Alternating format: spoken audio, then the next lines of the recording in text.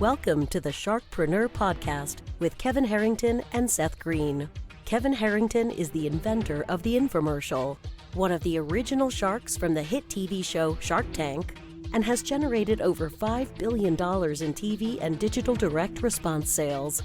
Seth Greene is the world's first trusted authority on cutting-edge direct response marketing, a best-selling author, and the only 3-time Marketer of the Year nominee. On the podcast, Kevin and Seth interview Sharkpreneurs who share straight talk on what it takes to explode your business. Why do so many businesses struggle while others seem to explode overnight? Do you wish you had the secret to this type of exponential growth? Now, I've scaled more than 20 businesses to over $100 million, and it's not just luck. In my new book with Mark Tim, Mentor to Millions, you'll learn the repeatable framework I use in all my business ventures for massive success. Order at kevinmentor.com and get over $1,000 in bonuses. Head to kevinmentor.com. Welcome to the Sharkpreneur podcast. This is your co-host, Seth Greene. You have the good fortune to be joined by Dhaval Patel, an entrepreneur, speaker, and advisor from Do Good Digital. He helps companies improve their revenue and accelerate their content marketing efforts. He's also worked with celebrity brands from Hollywood to Bollywood, which I'm sure we're going to dive in. Dhaval, thanks so much for joining us. Yeah, thanks for having me. Absolutely. Let's go back in time. How did you get started? Law school dropout here. Congratulations. Yeah, I think a lot of people congratulate me on that because a lot of people are miserable in that field. A lot of people are happy in that field too, just, as a caveat. I dropped out of law school about 10 years ago. I was very lost, I was very in debt. And a good friend of mine, Dhaval Patel, told me to come up to Seattle and work at a company that needed content marketing and SEO help. They were a B2B company. They were looking to rank for one specific term. And back then it was a wild west of SEO. So it was very easy to rank for terms. You just threw a bunch of links at things. So long story short, I was able to rank them for the term healthcare marketing. Wow. My name got around. Yeah, it was a pretty big term. They were a B2B.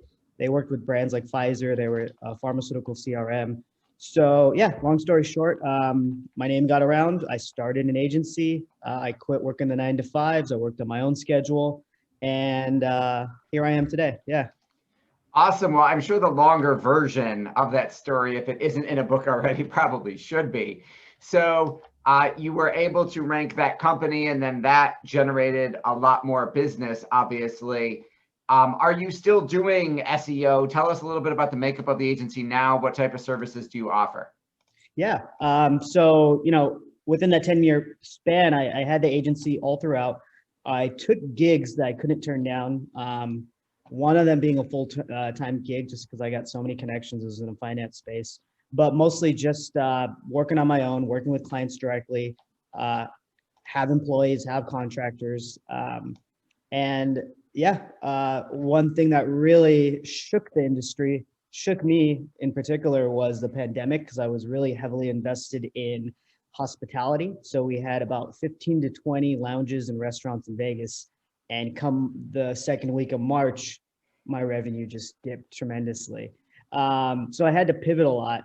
And now I'm just primarily focused on software. I just don't see myself doing anything brick and mortar anymore unless it's very compelling and they have al fresco or like outdoor seating.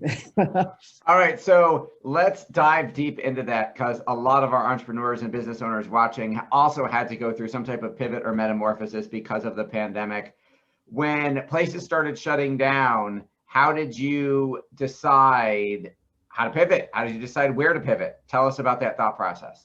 Yeah, I mean, it was a harrowing experience. I spent a couple of weeks just sitting around, much like everybody else, thinking, what am I going to do? My identity was so tied into my brand and my agency, and I lost 60% of my revenue. I was just kind of lost.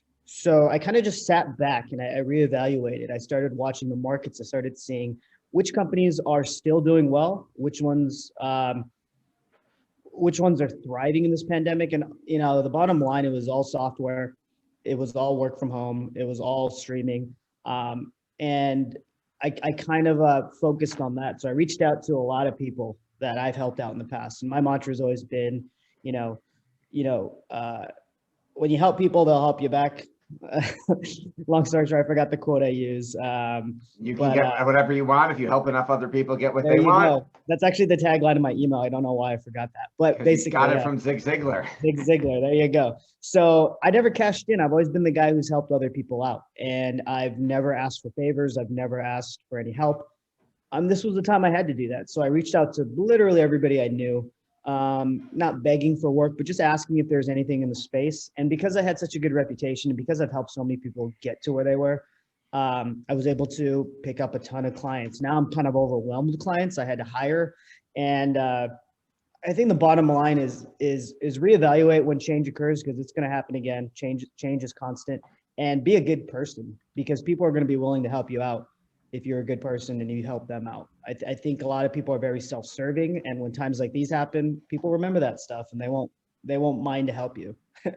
So Absolutely. So you pivoted from restaurants and brick and mortar to software as a service.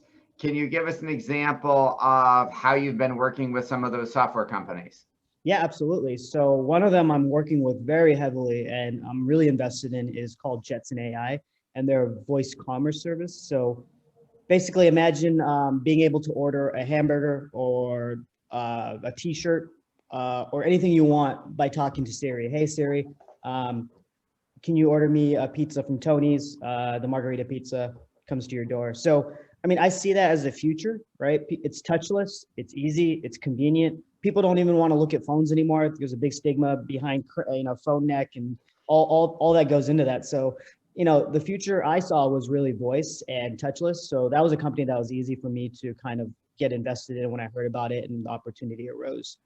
So then how is their model, how does their model work? Are they selling direct to consumer? Are they selling to brands? And then how are you helping them? What are you doing for them? Yeah, so they're a software. So they're selling to brands. So the brands adopt their service.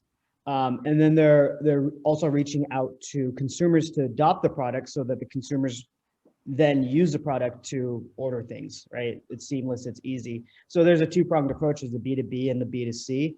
And I find that really fun and challenging because there's two different outcomes, right? There's two different metrics that I'm gauged by, and I thrive in those environments because I've worked in B2B and B2C. Okay, and then what are you helping them with? So basically everything under the sun, content marketing, SEO, paid advertising, everything digital. Yeah. Everything digital, pretty much. Yeah. I'm guiding their team. They have a pretty robust and good team. They get things done really, really quickly. So it's a fun opportunity. What do you like best about what you do? I like the freedom. I think there's a lot of freedom that goes into working for yourself, not having to answer to anybody. Actually, I take that back. You have to answer. I was going to say, instead of one boss, you have 30, 40, 50. Yeah, you have to answer to a lot of people, but you answer to them in your own way. And I think the best part is if someone mistreats you, and I've been mistreated, everybody who owns an agency has been mistreated, you could fire someone. Yes. It's not a one-way street. I've had clients who just are horrible. They want everything under the sun and they just treat me like crap, or they treat people like crap. I just leave. There's always opportunities. And one thing this pandemic has taught me is nothing is final. I think for the first week after I lost all those clients and I was like, what am I going to do? I was so heavily invested in Las Vegas. I took a few steps back and realized it wasn't the end of the world. There's always going to be opportunities as long as you're looking and seeking for the next big thing. And that's a perfect question. What is the next big thing for Do Good or Digital, and how'd you come up with the name? So I mentioned my buddy Neil. He's one of my. Who's a legend? Yeah, absolutely. Yeah. So I grew up with him, and I was going to say, any relation? You got the same last name. Yeah, no relation. No, we funny story. Not funny, just an interesting story. My parents moved from India when I was 5 months old. His parents moved from London when he was about 2 years old.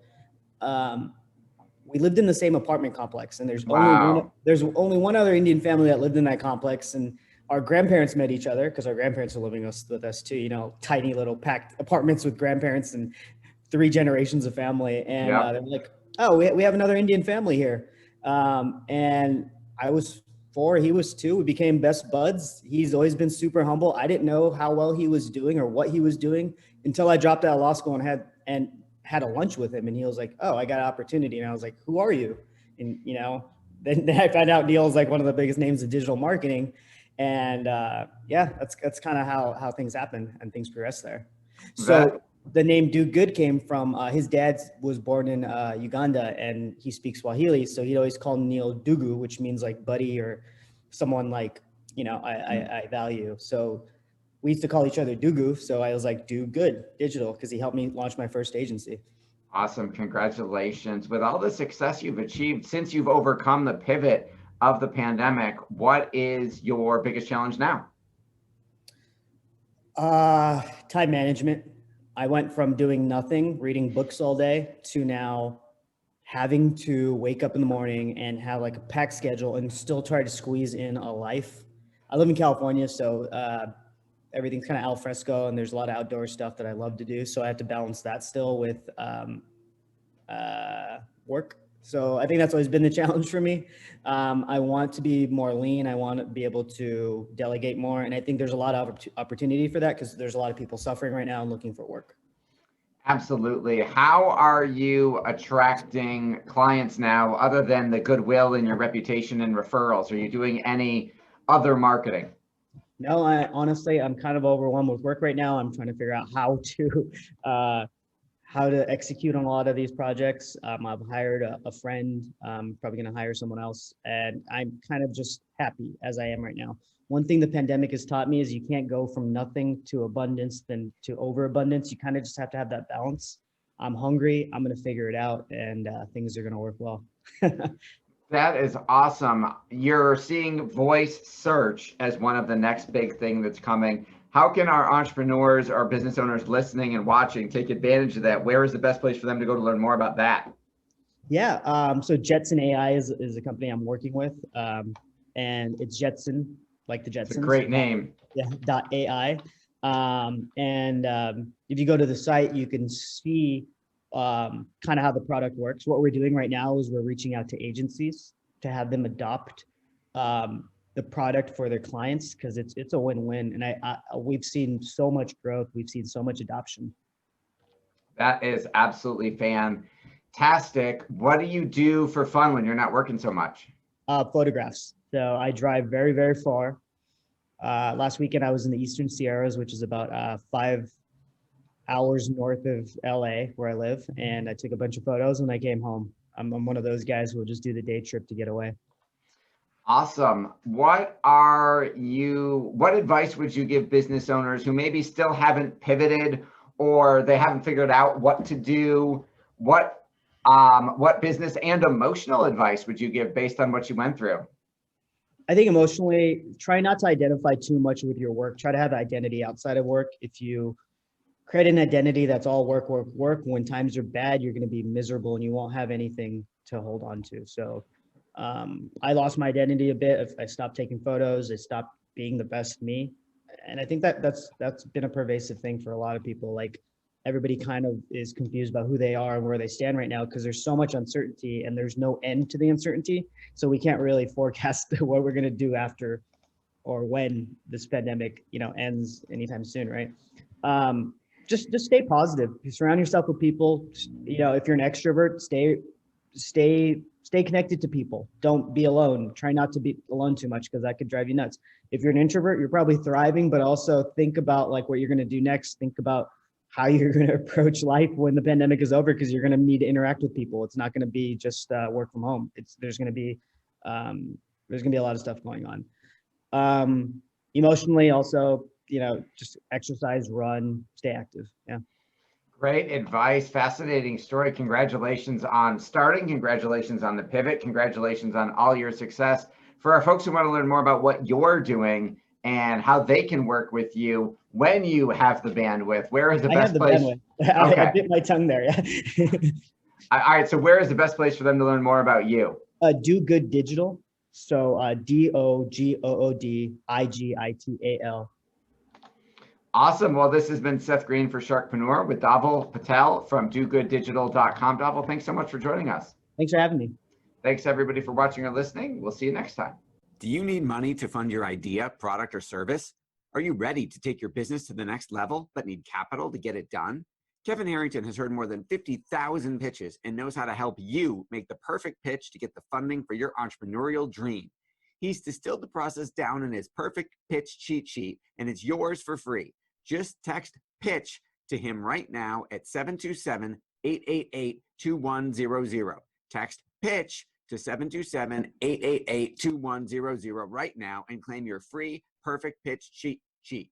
Text PITCH to 727-888-2100 to start funding your dream today. This show has been produced by Market Domination, LLC. To discover how you can have your own show completely done for you and turn it into a real published book and become the authority in your marketplace, go to www.marketdominationllc.com/podcast offer.